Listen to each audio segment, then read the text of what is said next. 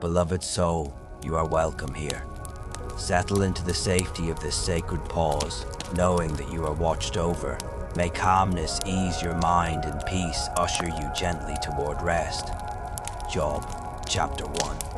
There was a man in the land of Uz, whose name was Job. And this man was blameless and upright, fearing God and shunning evil.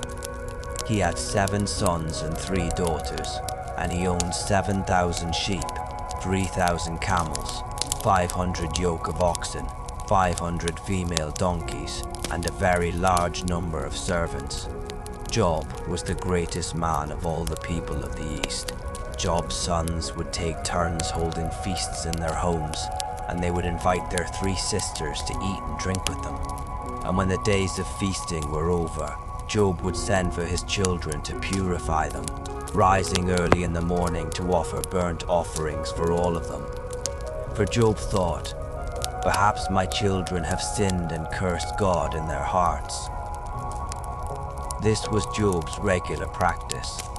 One day the sons of God came to present themselves before the Lord, and Satan also came with them. "Where have you come from?"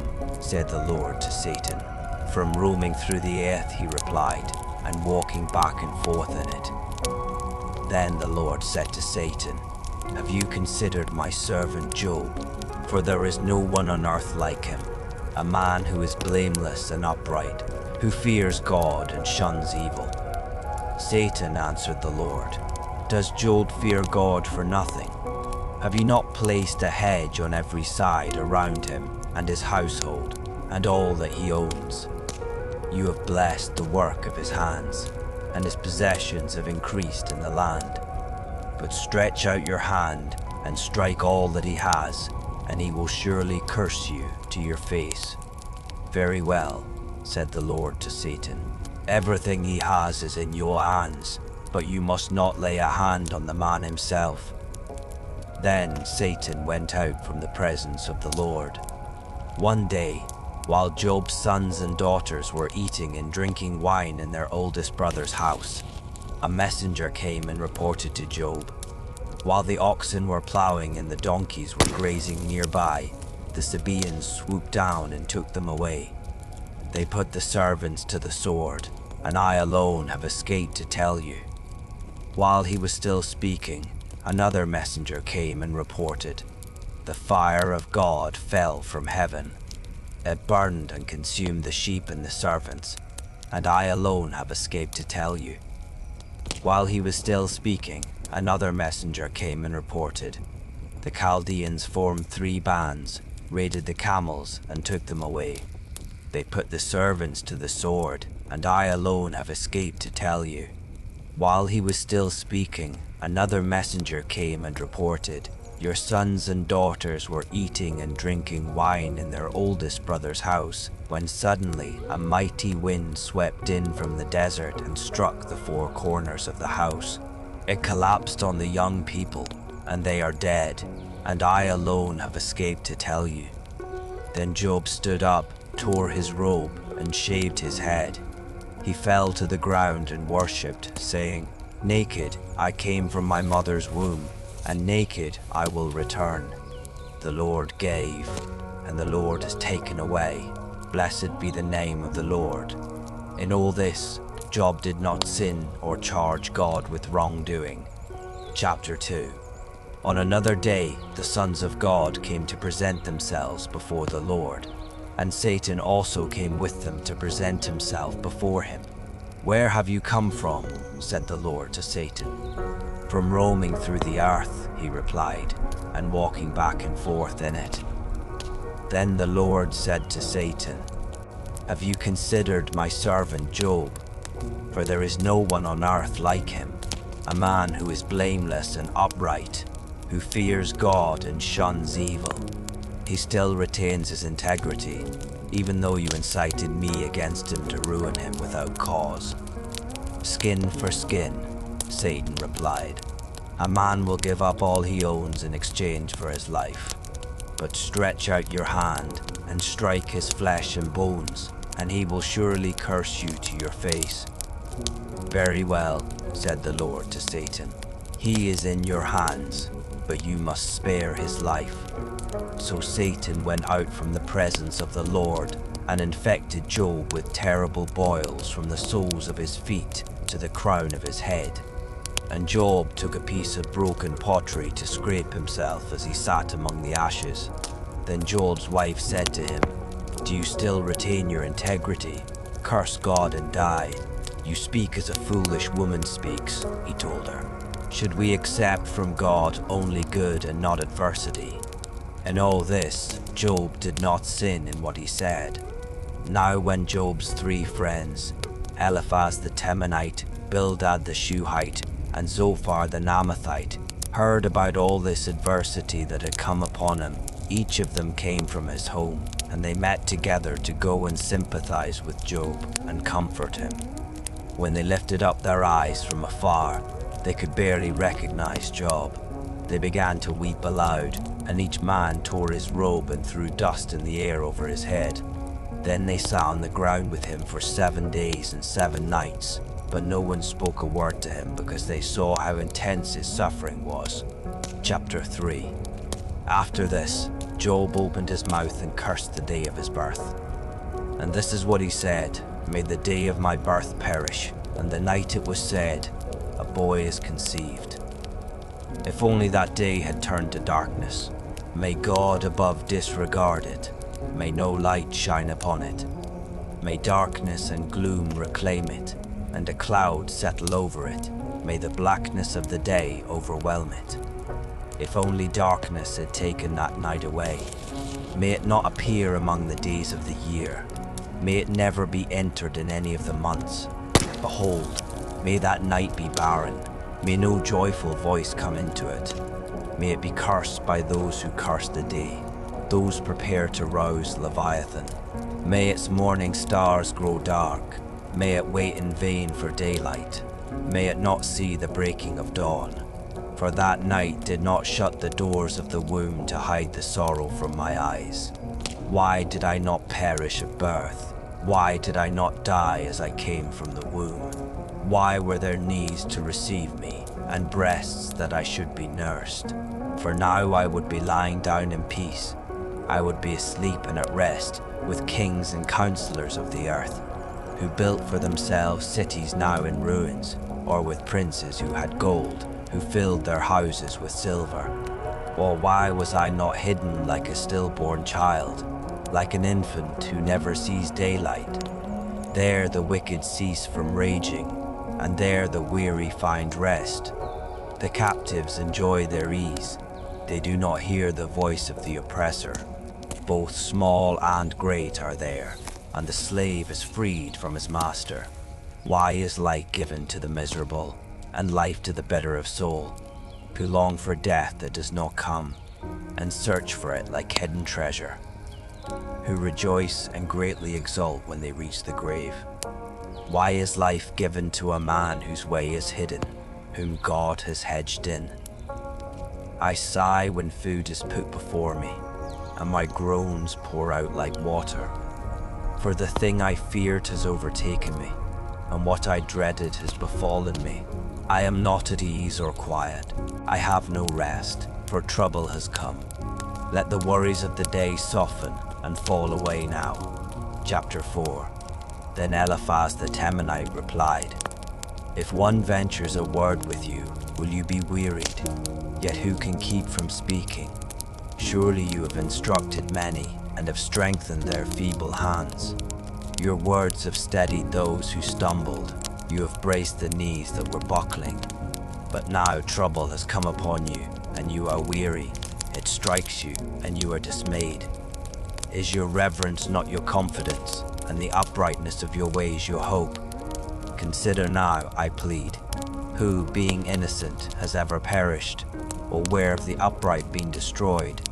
As I have observed, those who plow iniquity and those who sow trouble reap the same. By the breath of God they perish, and by the blast of his anger they are consumed.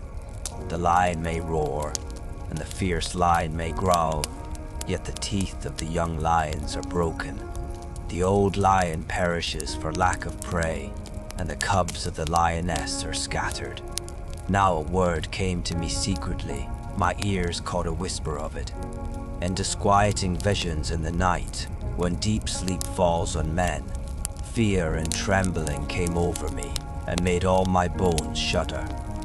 Then a spirit glided past my face, and the hair on my body bristled. It stood still, but I could not discern its appearance. A form loomed before my eyes, and I heard a whispering voice. Can a mortal be more righteous than God, or a man more pure than his Maker? If God puts no trust in his servants, and he charges his angels with error, how much more those who dwell in houses of clay, whose foundations are in the dust, who can be crushed like a moth. They are smashed to pieces from dawn to dusk, unnoticed they perish forever. Are not their tent cords pulled up so that they die without wisdom? Chapter 5. Call out if you please, but who will answer? To which of the holy ones will you turn? For resentment kills a fool, and envy slays the simple. I have seen a fool taking root, but suddenly his house was cursed. His sons are far from safety, crushed in court without a defender. The hungry consume his harvest, taking it even from the thorns, and the thirsty pant after his wealth. For distress does not spring from the dust, and trouble does not sprout from the ground. Yet man is born to trouble as surely as sparks fly upward. However, if I were you, I would appeal to God and lay my cause before him. The one who does great and unsearchable things, wonders without number. He gives rain to the earth and sends water upon the fields. He sets the lowly on high so that mourners are lifted to safety. He thwarts the schemes of the crafty so that their hands find no success. He catches the wise in their craftiness and sweeps away the plans of the cunning. They encounter darkness by day and grope at noon as in the night. He saves the needy from the sword in their mouth and from the clutches of the powerful. So the poor have hope, and injustice shuts its mouth. Blessed indeed is the man whom God corrects. So do not despise the discipline of the Almighty. For he wounds, but he also binds, he strikes, but his hands also heal. He will rescue you from 6 calamities. No harm will touch you in 7. In famine, he will redeem you from death, and in battle from the stroke of the sword. You will be hidden from the scourge of the tongue, and will not fear havoc when it comes. You will laugh at destruction and famine, and need not fear the beasts of the earth. For you will have a covenant with the stones of the field, and the wild animals will be at peace with you. You will know that your tent is secure, and find nothing amiss when inspecting your home. You will know that your offspring will be many, your descendants like the grass of the earth. You will come to the grave in full vigor, like a sheaf of grain gathered in season. Indeed, we have investigated, and it is true, so hear it and know for yourself. Chapter 6. Then Job replied, If only my grief could be weighed and placed with my calamity on the scales. For then it would outweigh the sand of the seas. No wonder my words have been rash. For the arrows of the Almighty have pierced me. My spirit drinks in their poison. The terrors of God are arrayed against me. Does a wild donkey bray over fresh grass, or an ox low over its fodder? Is tasteless food eaten without salt, or is there flavor in the white of an egg? My soul refuses to touch them. They are loathsome food to me. If only my request were granted, and God would fulfill my hope, that God would be willing to crush me, to unleash his hand and cut me off. It still brings me comfort and joy through unrelenting pain that I have not denied the words of the Holy One. What strength do I have that I should still hope? What is my future that I should be patient? Is my strength like that of stone, or my flesh made of bronze? Is there any help within me now that success is driven from me? A despairing man should have the kindness of his friend, even if he forsakes the fear of the Almighty. But my brothers are as faithless as wadis, as seasonal streams that overflow, darkened because of the ice and the inflow of melting snow, but ceasing in the dry season and vanishing from their channels in the heat. Caravans turn aside from their routes. They go into the wasteland and perish. The caravans of Tema look for water. The travelers of Sheba hope to find it. They are confounded because they had hoped. Their arrival brings disappointment. For now you are of no help. You see terror, and you are afraid. Have I ever said, "Give me something, offer me a bribe from your wealth, deliver me from the hand of the enemy, redeem me from the grasp of the ruthless, teach me, and I will be silent, help me understand how I have erred." How painful are honest words. But what does your argument prove? Do you intend to correct my words and treat as wind my cry of despair? You would even cast lots for an orphan and barter away your friend. But now, please look at me. Would I lie to your face? Reconsider. Do not be unjust. Reconsider, for my righteousness is at stake. Is there iniquity on my tongue? Can my mouth not discern malice? You are free to breathe deeply and let your shoulders relax. Chapter 7. Is not man consigned to labor on earth? Are not his days like those of a hired hand? Like a slave he longs for shade. Like a hireling he waits for his wages. So I am allotted months of futility, and nights of misery are appointed to me. When I lie down, I think, when will I get up? But the night drags on, and I toss and turn until dawn. My flesh is clothed with worms and encrusted with dirt. My skin is cracked and festering. My days are swifter than a weaver's shuttle. They come to an end without hope. Remember that my life is but a breath. My eyes will never again see happiness. The eye that beholds me will no longer see me. You will look for me, but I will be no more. As a cloud vanishes and is gone, so he who goes down to Sheol does not come back up. He never returns to his house. His place remembers him no more. Therefore, I will not restrain my mouth. I will speak in the anguish of my spirit. I will complain in the bitterness of my soul. Am I the sea or the monster of the deep, that you must keep me under guard? When I think my bed will comfort me, and my couch will ease my complaint, then you frighten me with dreams, and terrify me with visions, so that I would prefer strangling and death over my life in this body.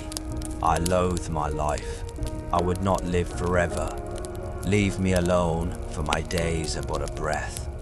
What is man that you should exalt him, that you should set your heart upon him, that you attend to him every morning and test him every moment? Will you never look away from me, or leave me alone to swallow my spittle? If I have sinned, what have I done to you, O watcher of mankind? Why have you made me your target, so that I am a burden to you? Why do you not pardon my transgression and take away my iniquity? For soon I will lie down in the dust.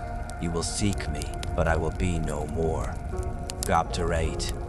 Then Bildad the Shuhite replied, How long will you go on saying such things? The words of your mouth are a blustering wind. Does God pervert justice? Does the Almighty pervert what is right? When your children sinned against him, he gave them over to their rebellion. But if you would earnestly seek God and ask the Almighty for mercy, if you are pure and upright, even now he will rouse himself on your behalf and restore your righteous estate. Though your beginnings were modest, your latter days will flourish. Please inquire of past generations and consider the discoveries of their fathers. For we were born yesterday and know nothing. Our days on earth are but a shadow. Will they not teach you and tell you, and speak from their understanding? Does papyrus grow where there is no marsh? Do reeds flourish without water? While the shoots are still uncut, They dry up more quickly than grass. Such is the destiny of all who forget God, so the hope of the godless will perish. His confidence is fragile. His security is in a spider's web. He leans on his web, but it gives way. He holds fast, but it does not endure. He is a well-watered plant in the sunshine, spreading its shoots over the garden. His roots wrap around the rock heap. He looks for a home among the stones. If he is uprooted from his place, it will disown him, saying, "I never saw you." Surely this is the joy of his way, yet others will spring from the dust. Behold, God does not reject the blameless, nor will he strengthen the hand of evildoers. He will yet fill your mouth with laughter, and your lips with a shout of joy. Your enemies will be clothed in shame, and the tent of the wicked will be no more. Chapter 9. Then Job answered, "Yes, I know that it is so, but how can a mortal be righteous before God? If one wished to contend with God, he could not answer him 1 time out of 1,000. God is wise in heart and mighty in strength. Who has resisted him and prospered? He moves mountains without their knowledge and overturns them in his anger. He shakes the earth from its place so that its foundations tremble. He commands the sun not to shine. He seals off the stars. He alone stretches out the heavens and treads on the waves of the sea.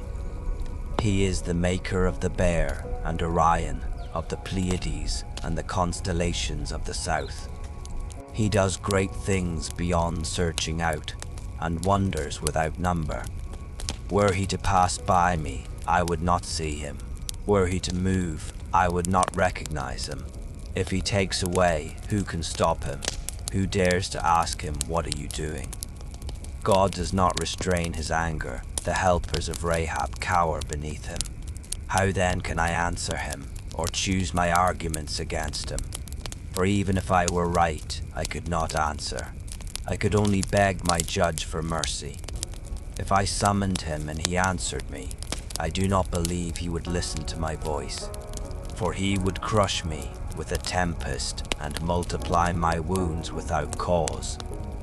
He does not let me catch my breath, but overwhelms me with bitterness. If it is a matter of strength, he is indeed mighty. If it is a matter of justice, who can summon him? Even if I were righteous, my mouth would condemn me. If I were blameless, it would declare me guilty. Though I am blameless, I have no concern for myself. I despise my own life. It is all the same, and so I say, he destroys both the blameless and the wicked. When the scourge brings sudden death, he mocks the despair of the innocent. The earth is given into the hand of the wicked. He blindfolds its judges. If it is not he, then who is it? My days are swifter than a runner. They flee without seeing good. They sweep by like boats of papyrus, like an eagle swooping down on its prey. If I were to say, I will forget my complaint and change my expression and smile, I would still dread all my sufferings. I know that you will not acquit me. Since I am already found guilty, why should I labor in vain? If I should wash myself with snow and cleanse my hands with lye, then you would plunge me into the pit, and even my own clothes would despise me. For he is not a man like me, that I can answer him, that we can take each other to court. Nor is there a mediator between us, to lay his hand upon us both. Let him remove his rod from me, so that his terror will no longer frighten me. Then I would speak without fear of him. But as it is, I am on my own. In this quiet space, you are held in comfort. Chapter 10. I loathe my own life. I will express my complaint and speak in the bitterness of my soul. I will say to God, do not condemn me. Let me know why you prosecute me. Does it please you to oppress me, to reject the work of your hands and favor the schemes of the wicked? Do you have eyes of flesh? Do you see as man sees?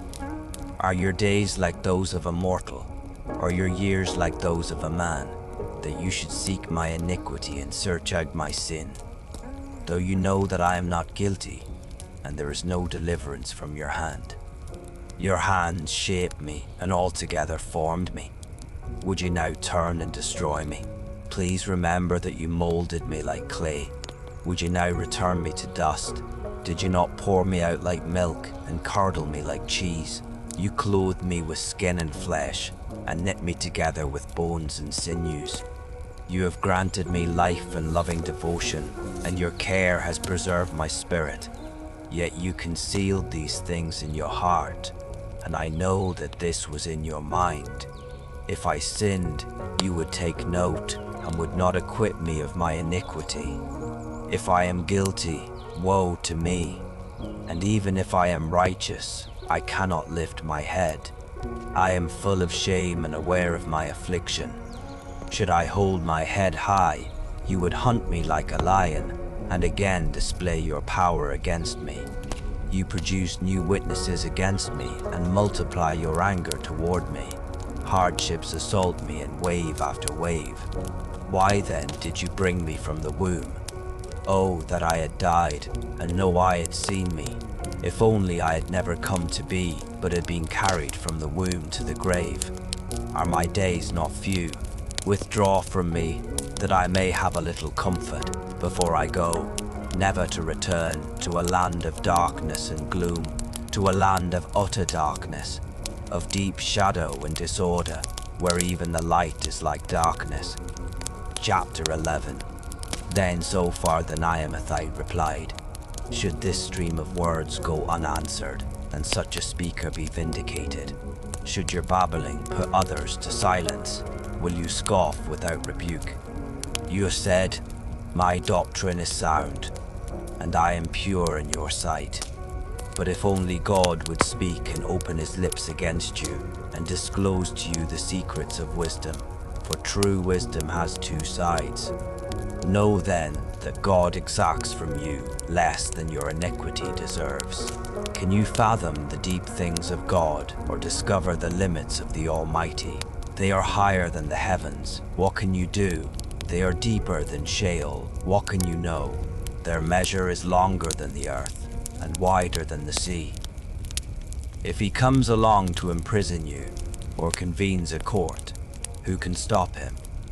Surely he knows the deceit of men. If he sees iniquity, does he not take note? But a witless man can no more become wise than the colt of a wild donkey can be born a man. As for you, if you direct your heart and lift up your hands to him, if you put away the iniquity in your hand and allow no injustice to dwell in your tents, then indeed you will lift up your face without blemish. You will stand firm and unafraid, for you will forget your misery, recalling it only as waters gone by. Your life will be brighter than noonday. Its darkness will be like the morning. You will be secure because there is hope, and you will look around and lie down in safety. You will lie down without fear, and many will court your favor. But the eyes of the wicked will fail, and escape will elude them. They will hope for their last breath. Chapter 12. Then Job answered, truly then, you are the people with whom wisdom itself will die. But I also have a mind. I am not inferior to you. Who does not know such things as these? I am a laughingstock to my friends, though I called on God, and he answered. The righteous and upright man is a laughingstock. The one at ease scorns misfortune as the fate of those whose feet are slipping. The tents of robbers are safe, and those who provoke God are secure. Those who carry their God in their hands. But ask the animals, and they will instruct you. Ask the birds of the air, and they will tell you. Or speak to the earth, and it will teach you. Let the fish of the sea inform you. Which of all these does not know that the hand of the Lord has done this? The life of every living thing is in his hand, as well as the breath of all mankind. Does not the ear test words as the tongue tastes its food? Wisdom is found with the elderly, and understanding comes with long life. Wisdom and strength belong to God. Counsel and understanding are his. What he tears down cannot be rebuilt. The man he imprisons cannot be released. If he holds back the waters, they dry up, and if he releases them, they overwhelm the land. True wisdom and power belong to him. The deceived and the deceiver are his. He leads counselors away barefoot and makes fools of judges. He loosens the bonds placed by kings and fastens a belt around their waists. He leads priests away barefoot and overthrows the established. He deprives the trusted of speech and takes away the discernment of elders. He pours out contempt on nobles and disarms the mighty. He reveals the deep things of darkness and brings deep shadows into light. He makes nations great and destroys them. He enlarges nations, then disperses them. He deprives the earth's leaders of reason and makes them wander in a trackless wasteland. They grope in the darkness without light. He makes them stagger like drunkards. There is nothing you need to do right now, except simply be. Chapter 13. Indeed, my eyes have seen all this. My ears have heard and understood. What you know, I also know. I am not inferior to you. Yet I desire to speak to the Almighty and argue my case before God. You, however, smear with lies. You are all worthless physicians. If only you would remain silent, for that would be your wisdom. Hear now my argument, and listen to the plea of my lips. Will you speak wickedly on God's behalf, or speak deceitfully for him? Would you show impartiality, or argue in his defense? Would it be well when he examined you? Could you deceive him as you would deceive a man? Surely he would rebuke you if you secretly showed partiality. Would his majesty not terrify you? Would the dread of him not fall upon you? Your maxims are proverbs of ashes. Your defenses are defenses of clay. Be silent, and I will speak. Then let come to me what may. Why do I put myself at risk and take my life in my own hands? Though he slay me, I will hope in him. I will still defend my ways to his face. Moreover, this will be my salvation, for no godless man can appear before him. Listen carefully to my words. Let my declaration ring in your ears. See now, I have prepared my case. I know that I will be vindicated. Can anyone indict me? If so, I will be silent and die. Only grant these two things to me, so that I need not hide from you. Withdraw your hand from me, and do not let your terror frighten me. Then call me, and I will answer, or let me speak, and you can reply. How many are my iniquities and sins? Reveal to me my transgression and sin. Why do you hide your face and consider me as your enemy? Would you frighten a wind-blown leaf? Would you chase after dry chaff? For you record bitter accusations against me, and bequeath to me the iniquities of my youth. You put my feet in the stocks and stand watch over all my paths. You set a limit for the soles of my feet. So man wastes away like something rotten, like a moth-eaten garment. Chapter 14. Man, who is born of woman, is short of days and full of trouble. Like a flower, he comes forth, then withers away. Like a fleeting shadow, he does not endure. Do you open your eyes to one like this? Will you bring him into judgment before you? Who can bring out clean from unclean? No one, since his days are determined, and the number of his months is with you. And since you have set limits that he cannot exceed, look away from him and let him rest, so he can enjoy his day as a hired hand. For there is hope for a tree. If it is cut down, it will sprout again, and its tender shoots will not fail. If its roots grow old in the ground, and its stump dies in the soil, at the scent of water it will bud, and put forth twigs like a sapling. But a man dies and is laid low, he breathes his last, and where is he?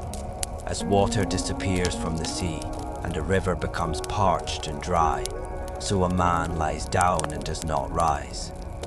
Until the heavens are no more, he will not be awakened or roused from sleep. If only you would hide me in Sheol, and conceal me until your anger is past. If only you would appoint a time for me, and then remember me. When a man dies, will he live again? All the days of my hard service I will wait, until my renewal comes. You will call, and I will answer. You will desire the work of your hands. For then you would count my steps, but would not keep track of my sin. My transgression would be sealed in a bag, and you would cover over my iniquity. But as a mountain erodes and crumbles and a rock is dislodged from its place, as water wears away the stones and torrents wash away the soil, so you destroy a man's hope. You forever overpower him, and he passes on. You change his countenance and send him away. If his sons receive honor, he does not know it. If they are brought low, he is unaware. He feels only the pain of his own body and mourns only for himself. Chapter 15. Then Eliphaz the Temanite replied, Does a wise man answer with empty counsel or fill his belly with the hot east wind? Should he argue with useless words or speeches that serve no purpose? But you even undermine the fear of God and hinder meditation before him. For your iniquity instructs your mouth, and you choose the language of the crafty. Your own mouth, not mine, condemns you. Your own lips testify against you. Were you the first man ever born? Were you brought forth before the hills? Do you listen in on the counsel of God, or limit wisdom to yourself? What do you know that we do not? What do you understand that is not clear to us? Both the gray-haired and the aged are on our side, men much older than your father. Are the consolations of God not enough for you, even words spoken gently to you? Why has your heart carried you away, and why do your eyes flash, so that you turn your spirit against God and pour such words from your mouth? What is man, that he should be pure, or one born of woman, that he should be righteous? If God puts no trust in his holy ones, if even the heavens are not pure in his eyes, how much less man, who is vile and corrupt, who drinks injustice like water? Listen to me, and I will inform you.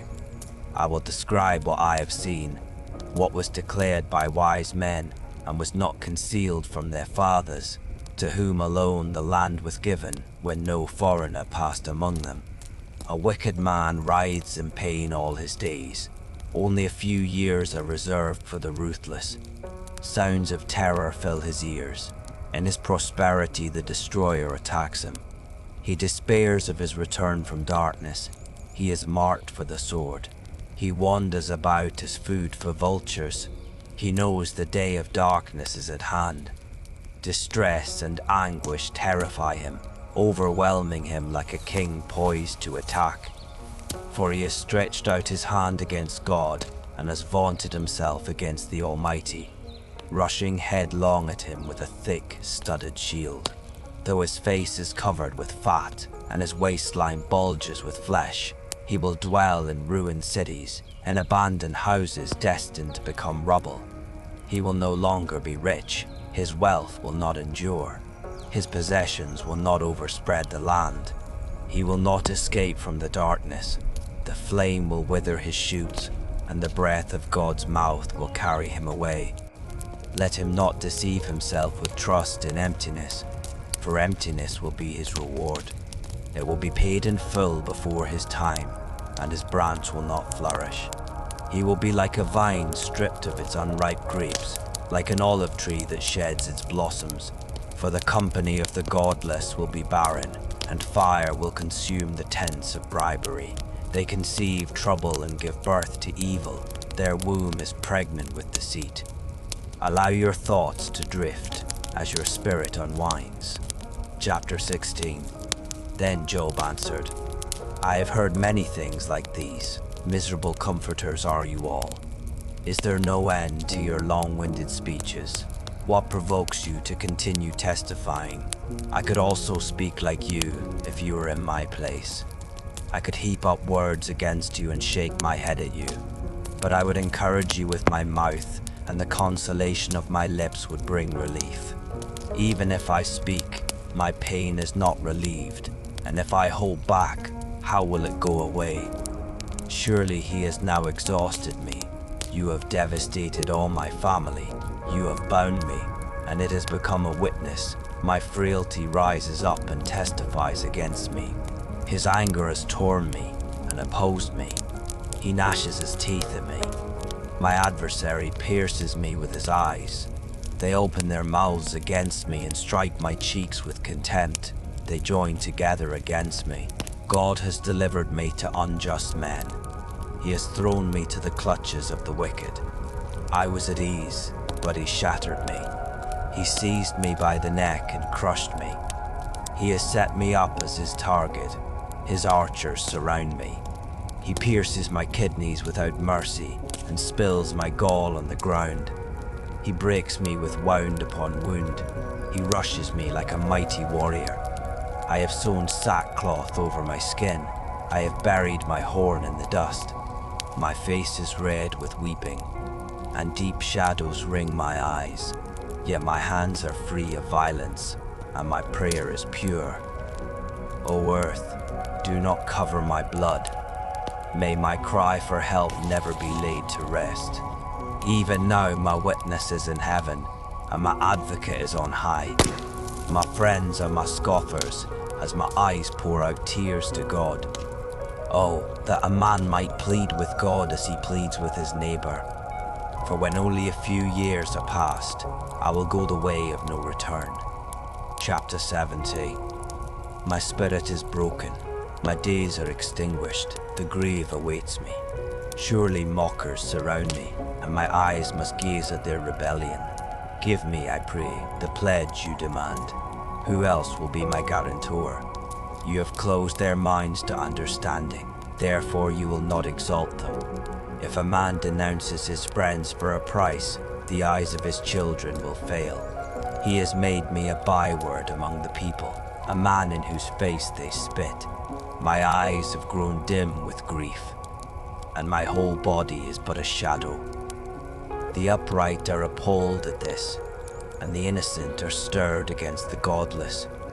Yet a righteous one holds to his way, and the one with clean hands grows stronger. But come back and try again, all of you, for I will not find a wise man among you. My days have passed, my plans are broken off, even the desires of my heart. They have turned night into day, making light seem near in the face of darkness. If I look for Sheol as my home, if I spread out my bed in darkness and say to corruption, you are my father, and to the worm, my mother, or my sister, where then is my hope? Who can see any hope for me? Will it go down to the gates of Sheol? Will we go down together into the dust? Chapter 18. Then Bildad the Shuhite replied, how long until you end these speeches? Show some sense, and then we can talk. Why are we regarded as cattle, as stupid in your sight? You who tear yourself in anger, should the earth be forsaken on your account, or the rocks be moved from their place? Indeed, the lamp of the wicked is extinguished, the flame of his fire does not glow. The light in his tent grows dark, and the lamp beside him goes out. His vigorous stride is shortened, and his own schemes trip him up. For his own feet lead him into a net, and he wanders into its mesh. A trap seizes his heel, a snare grips him. A noose is hidden in the ground, and a trap lies in his path. Terrors frighten him on every side and harass his every step. His strength is depleted, and calamity is ready at his side. It devours patches of his skin. The firstborn of death devours his limbs. He is torn from the shelter of his tent and is marched off to the king of terrors. Fire resides in his tent, burning sulfur rains down on his dwelling. The roots beneath him dry up, and the branches above him wither away. The memory of him perishes from the earth, and he has no name in the land. He is driven from light into darkness and is chased from the inhabited world. He has no offspring or posterity among his people, no survivor where he once lived. Those in the west are appalled at his fate, while those in the east tremble in horror. Surely such is the dwelling of the wicked and the place of one who does not know God. You have every permission to let go and let your mind wander. Chapter 19. Then Job answered, "How long will you torment me and crush me with your words? 10 times now you have reproached me. You shamelessly mistreat me. Even if I have truly gone astray, my error concerns me alone. If indeed you would exalt yourselves above me and use my disgrace against me, then understand that it is God who has wronged me and drawn his net around me. Though I cry out, 'Violence,' I get no response. Though I call for help, there is no justice. He has blocked my way so I cannot pass. He has veiled my paths with darkness. He has stripped me of my honor and removed the crown from my head. He tears me down on every side until I am gone. He uproots my hope like a tree. His anger burns against me, and he counts me among his enemies. His troops advance together. They construct a ramp against me and encamp around my tent. He has removed my brothers from me. My acquaintances have abandoned me. My kinsmen have failed me, and my friends have forgotten me. My guests and maidservants count me as a stranger. I am a foreigner in their sight. I call for my servant, but he does not answer, though I implore him with my own mouth. My breath is repulsive to my wife, and I am loathsome to my own family. Even little boys scorn me. When I appear, they deride me. All my best friends despise me, and those I love have turned against me. My skin and flesh cling to my bones. I have escaped by the skin of my teeth.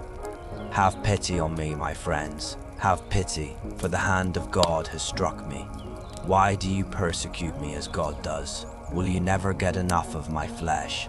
I wish that my words were recorded and inscribed in a book, by an iron stylus on lead, or chiseled in stone forever. But I know that my Redeemer lives, and in the end he will stand upon the earth. Even after my skin has been destroyed, yet in my flesh I will see God. I will see him for myself. My eyes will behold him, and not as a stranger. How my heart yearns within me. If you say, "Let us persecute him, since the root of the matter lies with him," then you should fear the sword yourselves, because wrath brings punishment by the sword, so that you may know there is a judgment. Chapter 20. Then Zophar the Naamathite replied, "So my anxious thoughts compel me to answer, because of the turmoil within me. I have heard a rebuke that insults me, and my understanding prompts a reply.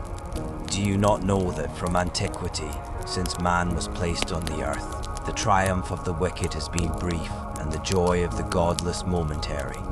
Though his arrogance reaches the heavens, and his head touches the clouds, he will perish forever, like his own dung. Those who had seen him will ask, 'Where is he?' He will fly away like a dream, never to be found. He will be chased away like a vision in the night. The eye that saw him will see him no more, and his place will no longer behold him. His sons will seek the favor of the poor, for his own hands must return his wealth. The youthful vigor that fills his bones will lie down with him in the dust. Though evil is sweet in his mouth, and he conceals it under his tongue, though he cannot bear to let it go, and keeps it in his mouth, yet in his stomach his food sours into the venom of cobras within him. He swallows wealth but vomits it out. God will force it from his stomach. He will suck the poison of cobras. The fangs of a viper will kill him. He will not enjoy the streams, the rivers flowing with honey and cream. He must return the fruit of his labor without consuming it. He cannot enjoy the profits of his trading. For he has oppressed and forsaken the poor. He has seized houses he did not build. Because his appetite is never satisfied, he cannot escape with his treasure. Nothing is left for him to consume, thus his prosperity will not endure. In the midst of his plenty, he will be distressed. The full force of misery will come upon him. When he has filled his stomach, God will vent his fury upon him, raining it down on him as he eats. Though he flees from an iron weapon, a bronze-tipped arrow will pierce him. It is drawn out of his back, the gleaming point from his liver. Terrors come over him. Total darkness is reserved for his treasures. A fire unfanned will consume him and devour what is left in his tent. The heavens will expose his iniquity, and the earth will rise up against him. The possessions of his house will be removed, flowing away on the day of God's wrath. This is the wicked man's portion from God, the inheritance God has appointed him. Chapter 21. Then Job answered, "Listen carefully to my words. Let this be your consolation to me. Bear with me while I speak. Then, after I have spoken, you may go on mocking. Is my complaint against a man? Then why should I not be impatient? Look at me and be appalled. Put your hand over your mouth. When I remember, terror takes hold, and my body trembles in horror. Why do the wicked live on, growing old and increasing in power? Their descendants are established around them, and their offspring before their eyes. Their homes are safe from fear. No rod of punishment from God is upon them. Their bulls breed without fail. Their cows bear calves and do not miscarry. They send forth their little ones like a flock. Their children skip about, singing to the tambourine and lyre, and making merry at the sound of the flute. They spend their days in prosperity and go down to Sheol in peace. Yet they say to God, "Leave us alone, for we have no desire to know your ways." Who is the Almighty that we should serve him, and what would we gain if we pray to him? Still, their prosperity is not in their own hands, so I stay far from the counsel of the wicked. How often is the lamp of the wicked put out? Does disaster come upon them? Does God, in his anger, apportion destruction? Are they like straw before the wind, like chaff swept away by a storm? It is said that God lays up one's punishment for his children. Let God repay the man himself, so he will know it. Let his eyes see his own destruction. Let him drink for himself the wrath of the Almighty. For what does he care about his household after him, when the number of his months has run out? Can anyone teach knowledge to God, since he judges those on high? One man dies full of vigor, completely secure and at ease. His body is well nourished, and his bones are rich with marrow. Yet another man dies in the bitterness of his soul, having never tasted prosperity. But together they lie down in the dust, and worms cover them both. Behold, I know your thoughts full well, the schemes by which you would wrong me. For you say, "Where now is the nobleman's house, and where are the tents in which the wicked dwell?"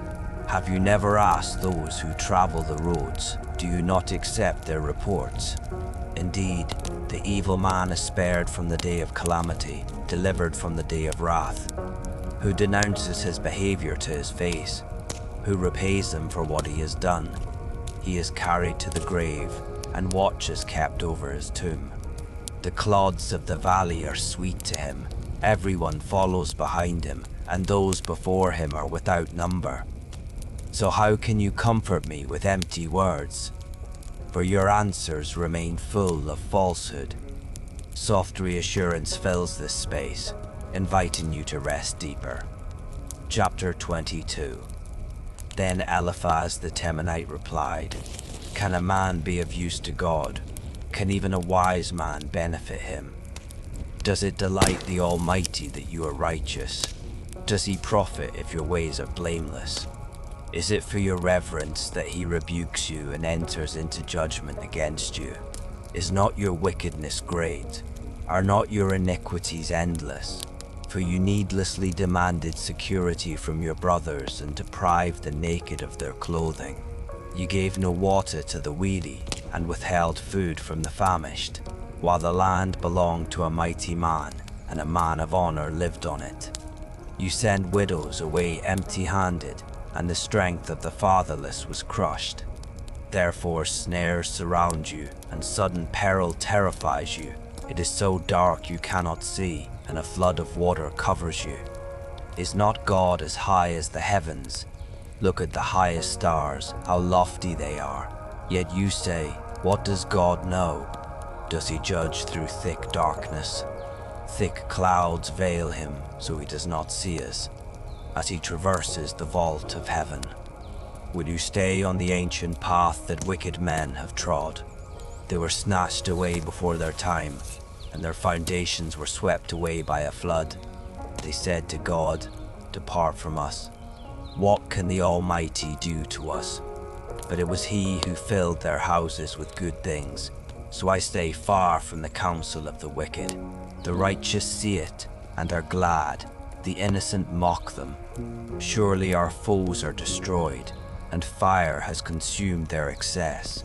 Reconcile now and be at peace with him. Thereby goodwill come to you. Receive instruction from his mouth, and lay up his words in your heart. If you return to the Almighty, you will be restored. If you remove injustice from your tents, and consign your gold to the dust, and the gold of Ophir to the stones of the ravines, then the Almighty will be your gold and the finest silver for you. Surely then you will delight in the Almighty, and lift up your face to God. You would pray to him, and he will hear you, and you will fulfill your vows. Your decisions will be carried out, and light will shine on your ways. When men are brought low, and you say, lift them up, then he will save the lowly. He will deliver even one who is not innocent, rescuing him through the cleanness of your hands. Chapter 23. Then Job answered, even today my complaint is bitter. His hand is heavy despite my groaning. If only I knew where to find him, so that I could go to his seat. I would plead my case before him, and fill my mouth with arguments. I would learn how he would answer, and consider what he would say. Would he contend with me in his great power? No, he would certainly take note of me.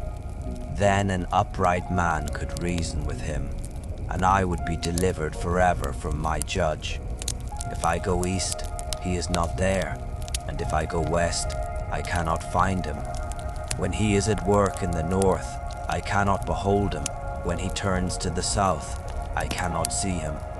Yet he knows the way I have taken. When he has tested me, I will come forth as gold. My feet have followed in his tracks.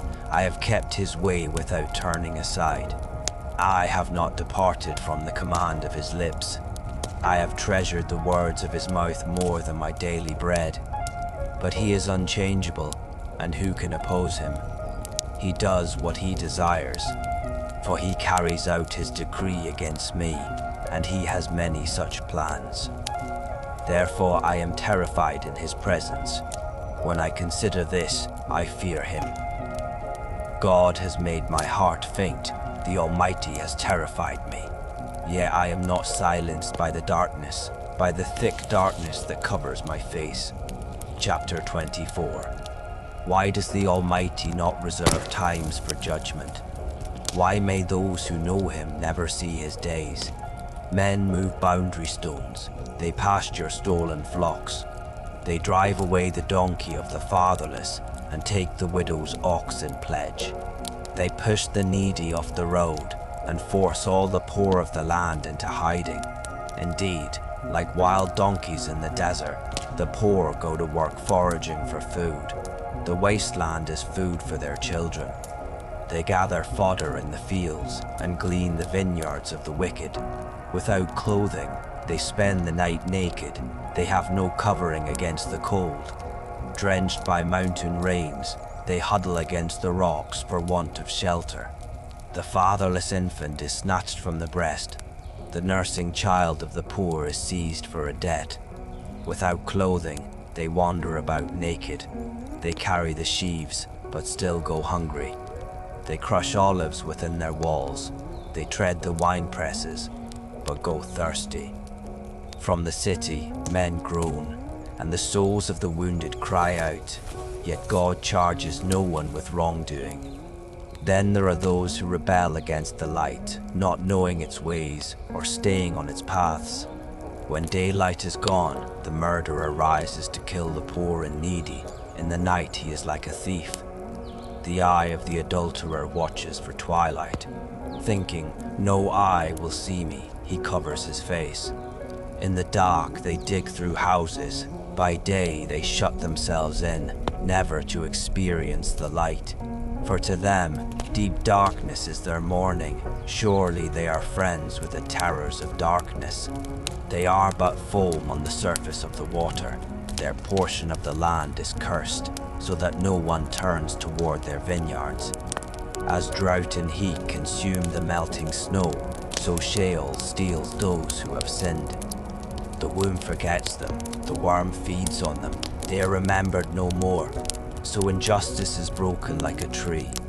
They prey on the barren and childless, and show no kindness to the widow. Yet by his power, God drags away the mighty.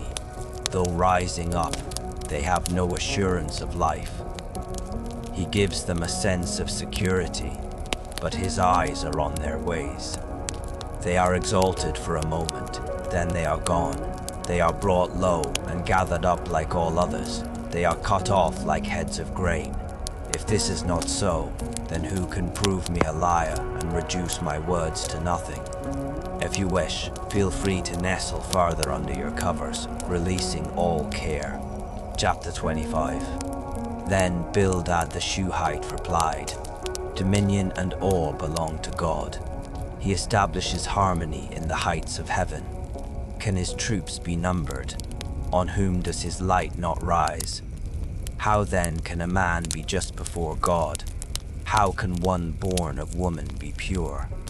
If even the moon does not shine, and the stars are not pure in his sight, how much less man, who is but a maggot, and the son of man, who is but a worm?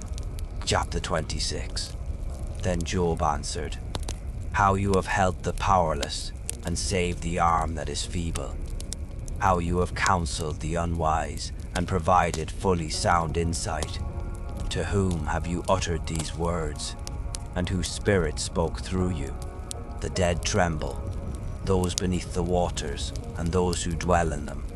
Sheol is naked before God, and Abaddon has no covering. He stretches out the north over empty space. He hangs the earth upon nothing. He wraps up the waters in his clouds. Yet the clouds do not burst under their own weight.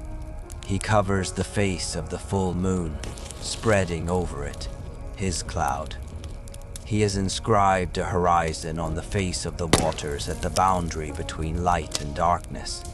The foundations of heaven quake, astounded at his rebuke. By his power he stirred the sea. By his understanding he shattered Rahab. By his breath the skies were cleared. His hand pierced the fleeing serpent. Indeed, these are but the fringes of his ways. How faint is the whisper we hear of him.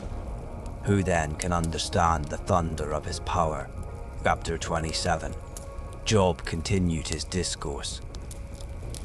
As surely as God lives, who has deprived me of justice, the Almighty, who has embittered my soul, as long as my breath is still within me, and the breath of God remains in my nostrils, my lips will not speak wickedness, and my tongue will not utter deceit. I will never say that you are right. I will maintain my integrity until I die. I will cling to my righteousness and never let go. As long as I live, my conscience will not accuse me.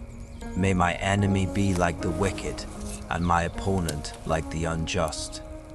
For what is the hope of the godless when he is cut off, when God takes away his life? Will God hear his cry when distress comes upon him? Will he delight in the Almighty? Will he call upon God at all times? I will instruct you in the power of God. I will not conceal the ways of the Almighty. Surely all of you have seen it for yourselves. Why then do you keep up this empty talk? This is the wicked man's portion from God, the heritage the ruthless receive from the Almighty. Though his sons are many, they are destined for the sword, and his offspring will never have enough food. His survivors will be buried by the plague, and their widows will not weep for them. Though he heaps up silver like dust and piles up a wardrobe like clay, what he lays up, the righteous will wear, and his silver will be divided by the innocent. The house he built is like a moth's cocoon, like a hut set up by a watchman. He lies down wealthy, but will do so no more. When he opens his eyes, all is gone. Terrors overtake him like a flood, a tempest sweeps him away in the night. The east wind carries him away, and he is gone, it sweeps him out of his place. It hurls itself against him without mercy, as he flees headlong from its power. It claps its hands at him, and hisses him out of his place.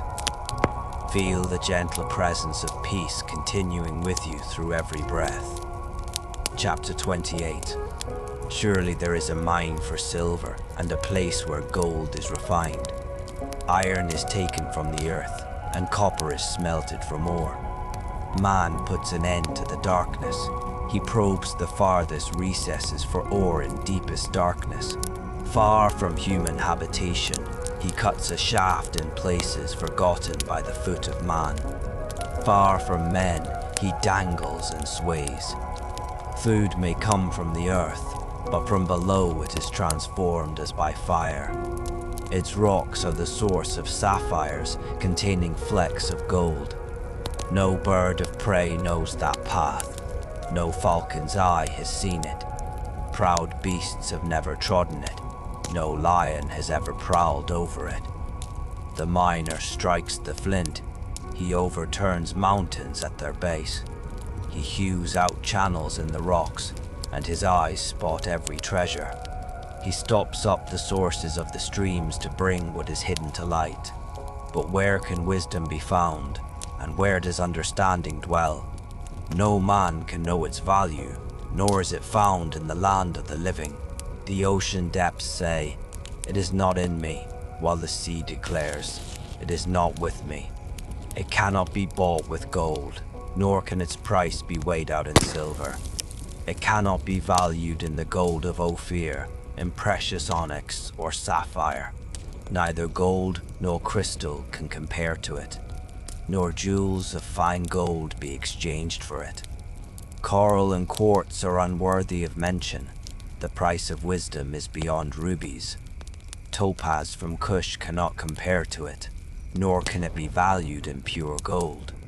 From where, then, does wisdom come, and where does understanding dwell? It is hidden from the eyes of every living thing, and concealed from the birds of the air. Abaddon and Death say, "We have heard a rumor about it," but God understands its way, and he knows its place. For he looks to the ends of the earth, and sees everything under the heavens. When God fixed the weight of the wind and measured out the waters, when he set a limit for the rain and a path for the thunderbolt, then he looked at wisdom and appraised it. He established it and searched it out. And he said to man, "Behold, the fear of the Lord, that is wisdom, and to turn away from evil is understanding." Chapter 29. And Job continued his discourse. How I long for the months gone by, for the days when God watched over me, when his lamp shone above my head, and by his light I walked through the darkness, when I was in my prime, when the friendship of God rested on my tent, when the Almighty was still with me and my children were around me.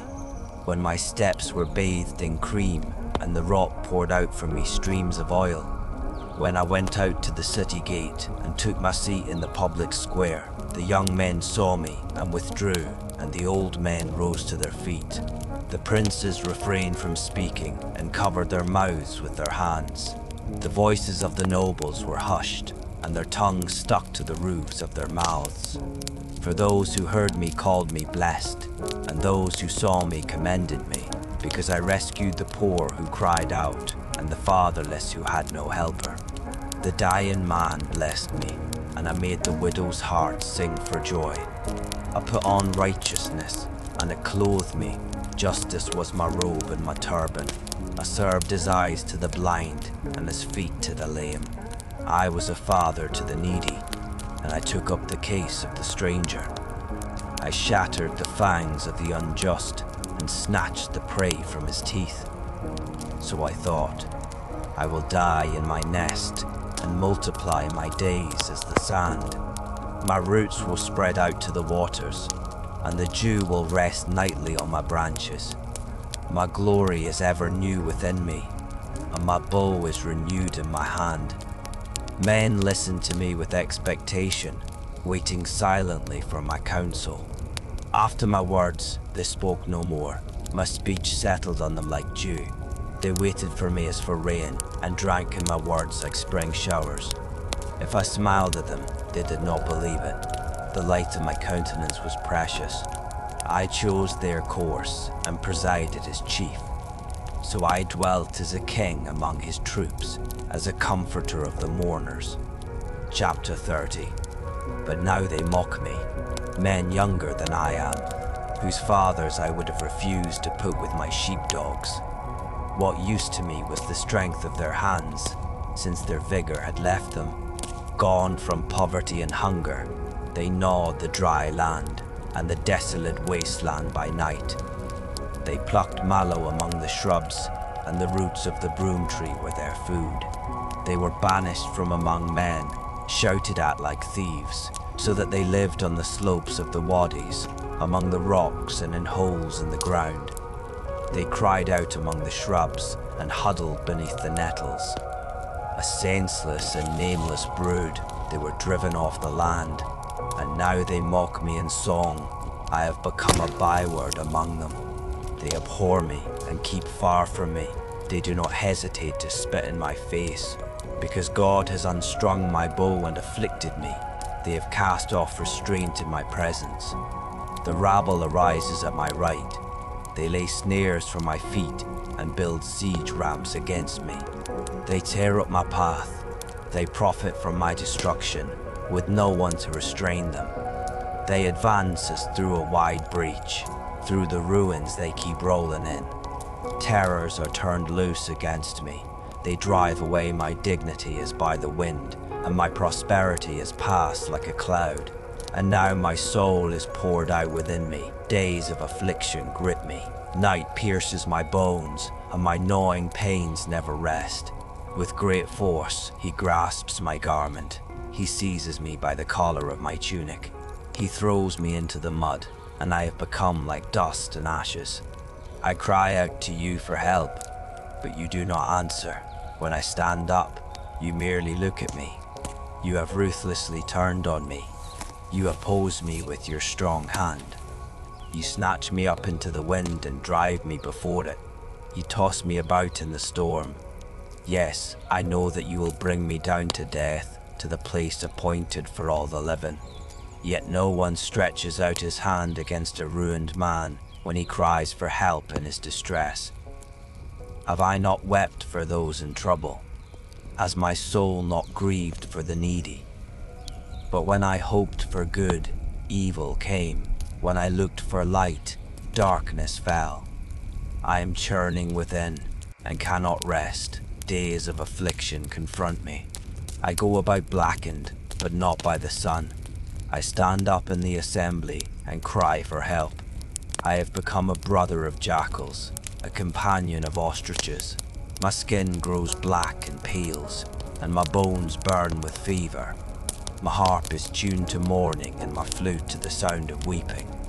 Rest quietly, knowing peace remains with you. May your sleep be deep and your heart stay at ease.